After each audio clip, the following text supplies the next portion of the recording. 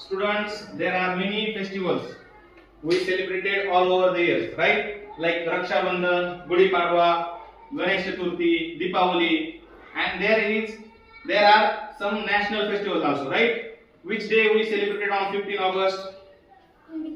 Which day? Independence Day. We celebrate Independence Day on 15 August. And which day we celebrated on 26 January?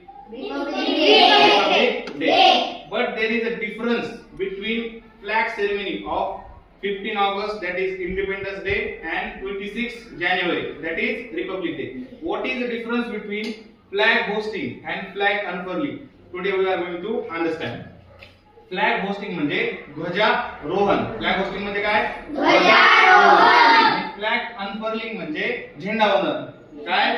झेंडावंदन. आपण 15 ऑगस्टला काय करतो?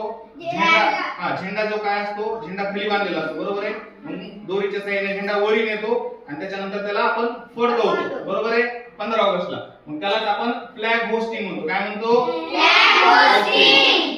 मराठीमध्ये काय म्हणायचं? ध्वजारोहण म्हणायचं, बरोबर आहे. आणि 26 जानेवारीला आपण काय करतो? फ्लॅग अनफर्लिंग करतो. म्हणजे झेंडा काय असतो, वरीच बांधलेला असतो आणि आपण त्याला काय करतो? फक्त फडकवतो. त्याला काय म्हणायचं? फ्लॅग अनफर्लिंग. मराठीत काय म्हणतात आपण त्याला? झेंडावंदन.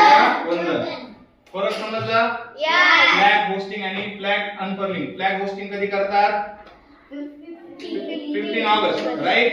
आणि फ्लॅग अनफर्लिंग 26 जानेवारी. म्हणजे रिपब्लिक डे ला फ्लॅग अनफर्लिंग आणि फ्लॅग होस्टिंग कधी? Independence day. अंडरस्टँड? Yes.